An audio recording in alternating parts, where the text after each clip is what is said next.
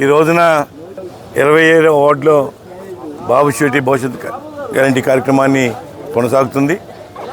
ఈ వార్డులో ప్రజలందరూ కూడా బ్రహ్మరథం పడుతున్నారు. ఎందుకంటే గత 20 సంవత్సరాల నుంచి ప్రజల్ని ఏ విధంగా మోసం చేశాడో ప్రజలందరికీ బాగా అర్థమైంది. ఇప్పటికీ 20 సంవత్సరాలు పట్టింది ఈ నైజం ఏంటి, వీడి క్యారెక్టర్ ఏంటని. ఎందుకంటే ఇప్పుడు దాకా ప్రజలను మోసం చేస్తాకి ప్రతి ఎలక్షన్లో వచ్చి నాకు అధికారం లేదు, అపోయి ప్రతిపక్షంలో ఏమి చేయలేనని చెప్పి తప్పించుకుంటూ వచ్చాడు. 20 సంవత్సరాల నుంచి ఏది పట్టించుకోకుండా కేవలం మా స్వార్థం కోసమే ఈరోజు మాట్లాడుతున్నాడు. మళ్ళీ ఇంకోసారి మళ్ళీ కొత్త డ్రామా తెరెత్తాడు. ఇదే నా చివరి అవకాశం అని.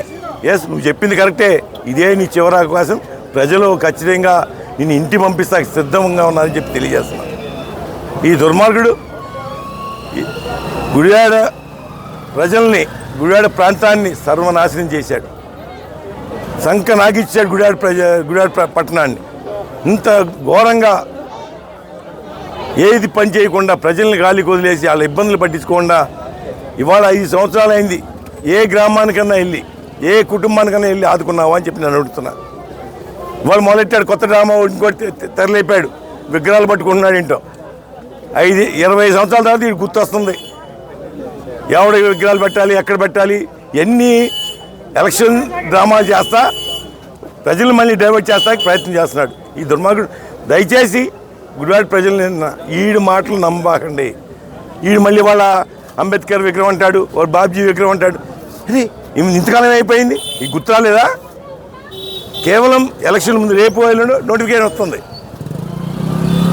ఈ దుర్మార్గం కేవలం డైవర్ట్ చేస్తా కోసం, ప్రజల యొక్క ఏదైతే నిర్ణయించుకున్నారో దాన్ని డైవర్ట్ చేస్తా కోసం ప్రయత్నం చేస్తున్నాడు. అదేవిధంగా వాళ్ళు చూస్తున్నాం, పాత మున్సిపల్ ఆఫీసులో దొంగ పట్టాలు ఇష్యూ చేస్తున్నాడు. ఎన్ని ప్రజలు అప్రమత్తంగా ఉండాలని విజ్ఞప్తి చేస్తున్నా. దయచేసి కొడాలి నాని నమ్మకండి. పాత ఆఫీసులో నీకేం పని, పట్టాలు ఏంటి పని, దొంగ పట్టాలు అన్నీ కూడా డబ్బులు తీసుకుని ఒక్కొక్కటి దగ్గర నీ మనుషులు చేసే పని అది. నీ శిష్యులు ఎవరైతే ఉన్నారో పాత మున్సిపల్ ఆఫీసులో దొంగ పట్టాలు ఇష్యూ చేసి డబ్బులు దొబ్బేసి పారిపోతా సిద్ధమయ్యాడు. ఖచ్చితంగా నేను గుడివాడ ప్రజలను విజ్ఞప్తి చేస్తున్నా, ఈ దుర్మార్గుని తరిమి కొట్టండి, ఉరకలేయాలి. ఈయన పాతేద్దాం. గుడివాడలో ఇంత దుర్మార్గంగా ప్రజల్ని ఇబ్బంది పెట్టి సంపద దోచుకుని రేపు మళ్ళీ ఇంకొక అవకాశం ఇస్తే మన సంపదని దోచుకుంటాడు. జాగ్రత్తగా ఉండాలి. ఖచ్చితంగా రాబోయే రోజుల్లో మళ్ళీ ఇంకొక అవకాశం ఇస్తే కొడాలని మీ దగ్గర సందాలు వసూలు చేస్తాడు. కిస్తీలు కట్టాల్సిన, నెలకు కిస్తీలు కట్టాల్సిన ప్రమాదం వస్తుందని చెప్పి మేము హెచ్చరిస్తున్నా. ఒక్క అవకాశం మాకు ఇవ్వండి. వెనుగల రాముకి ఈ పని ఏంటో తేలిపోద్ది, ఈ జాతకం ఏంటో తేలిపోద్ది. వాళ్ళు ఎంతసేపు ఆ ఎమ్మెల్యే పది కవచంగా వాడుకుని ఎవరిని మేము మోసం చేస్తావు, ఎంతకాలం మోసం చేస్తావు?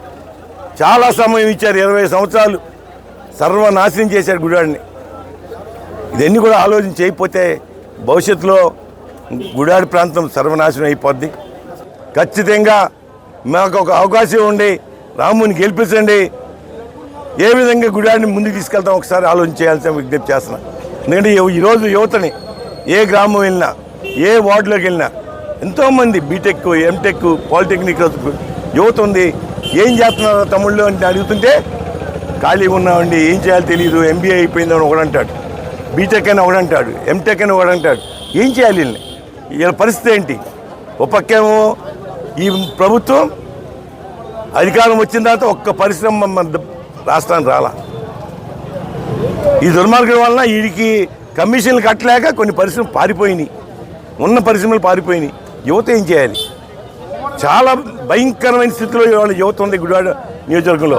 ఏ గ్రామంకి వెళ్ళినా 15-20 మంది నాకు విద్యార్థులు కనపడుతున్నారు. యువత గ్రాడ్యుయేట్స్ అందరూ కూడా ఏం చేయాలి, ఏం చేస్తున్నామంటే పొలం పనులు, కూలి పనులకి వెళ్తుంటే చాలా బాధేస్తుంది. ఆనాడు చంద్రబాబు నాయుడు గారు కానీ తెలుగుదేశం పార్టీ అధికారం ఉన్నప్పుడు అనేక కాలేజీలు పెట్టించాం. ఇంజనీరింగ్ కాలేజీ, పాలిటెక్నిక్ బ్రహ్మాండంగానే విద్యను అందించాం. ఆ యువత ఏమవ్వాలి? వాళ్ళ పరిస్థితి ఏంటి?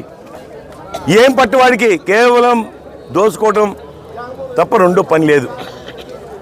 వాళ్ళ గుడివాడలో చేయి అక్రమాలు లేవు. వీడు వాళ్ళు పేకాడుతున్నాడు, క్యాజువల్ పెడుతున్నాడు, ఇసుక దోచుకున్నాడు, మట్టి దోచుకున్నాడు, మద్యంతో వ్యాపారం చేస్తున్నాడు.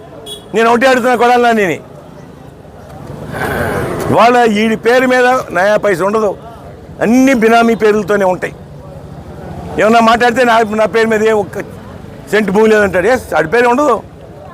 బినామీలు ఉన్నారుగా, గడ్డం గ్యాంగ్లు వీళ్ళందరూ పోషిస్తున్నారుగా 5 ఏళ్ళ నుంచి. ఏం చేస్తున్నారు? వాళ్ళ పని ఏంటి? వాళ్ళ వ్యాపారం ఏంటి? ఇవన్నీ కూడా ఆలోచన చేయకపోతే చాలా ప్రమాదమైన స్థితిలో గుడివాడ ప్రజలు ఎదుర్కోవాల్సి వస్తుందని చెప్పి నేను విజ్ఞప్తి చేస్తున్నా. దయచేసి ఒక అవకాశం ఇవ్వండి రాముకి. ఖచ్చితంగా ఎవరైతే అన్యాయం గురయ్యారో పార్టీ కార్యకర్త కానీ, సామాన్యుడు కానీ, ప్రజలు కానీ అందరికీ న్యాయం చేస్తామని చెప్పి మాటిస్తూ సెలవుకున్నా. Thank you very much. Pawan Kalyan garu ఒక ఉన్నతమైన ఆశయంతో ఆంధ్రప్రదేశ్ రాష్ట్ర ప్రజల భవిష్యత్తు కోసం జనసేన పార్టీని స్థాపించారు. అదేవిధంగా ఈ రోజున మనం ఆంధ్రప్రదేశ్ రాష్ట్రం ఒక సైకో పరిపాలనలో అనేకమైన ఇబ్బందుల్లో ఉన్న సమయంలో పవన్ కళ్యాణ్ గారు ఒక మంచి నిర్ణయం తీసుకుని తెలుగుదేశం పార్టీతో కలిసి ఎన్నికలకు వెళ్ళడానికి సిద్ధమయ్యారు. అలాగే ఈ రోజున చూస్తే కనుక తెలుగుదేశం, జనసేన, బీజేపీ పార్టీలు ఉమ్మడిగా ఎన్నికలకు వెళ్ళడానికి సిద్ధమయ్యారు. ఈ యొక్క కార్యక్రమంలో ప్రజలందరూ కూడా సహకరించాలని చెప్పి కోరుకుంటూ పవన్ కళ్యాణ్ గారు ఏదైతే ఓటు చేయలనివ్వని చెప్పారో అదేవిధంగా ఆంధ్రప్రదేశ్ రాష్ట్ర ప్రజలందరూ కూడా ఓటు చేయలనివ్వకుండా మన యొక్క భవిష్యత్తు కోసం, భావితరాల భవిష్యత్తు కోసం జనసేన పార్టీ ప్రయత్నం చేస్తుంది.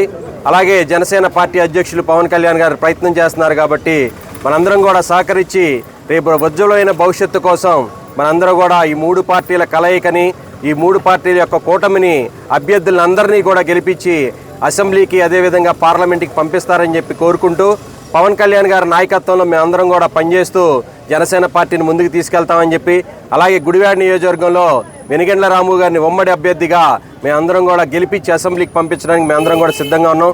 అలాగే ఈ రోజున బీజేపీ వారు కూడా సౌందర్య గారు వచ్చి ఈ రోజున మా యొక్క కార్యక్రమంలో పాల్పంచుకున్నందుకు బీజేపీ వారికి కూడా మా హృదయపూర్వక ధన్యవాదాలు తెలియజేస్తూ ఖచ్చితంగా ప్రజలకి ప్రజాప్రభుత్వం ఏర్పడే విధంగా మేమందరం కూడా కృషి చేస్తామని చెప్పి, అలాగే గుడివాడ నియోజకవర్గంలో మాజీ ఎమ్మెల్యే గారు రా వెంకటేశ్వరరావు గారు, అలాగే మాజీ చైర్మన్, మున్సిపల్ చైర్మన్ యలవత్తి శ్రీనివాసరావు గారు, అలాగే బేతవోలు గ్రామ పెద్దలందరూ కూడా ఈ యొక్క కార్యక్రమానికి వచ్చి సహకరించినందుకు వారందరికీ కూడా ధన్యవాదాలు తెలియజేస్తూ, అలాగే ముఖ్యంగా వీర మహిళలు కూడా ఈ యొక్క కార్యక్రమానికి వచ్చి ఈ కార్యక్రమాన్ని విజయవంతం చేసినందుకు జనసేన పార్టీ నాయకులకు, వీర మహిళలందరికీ కూడా ధన్యవాదాలు తెలియజేస్తున్నాం.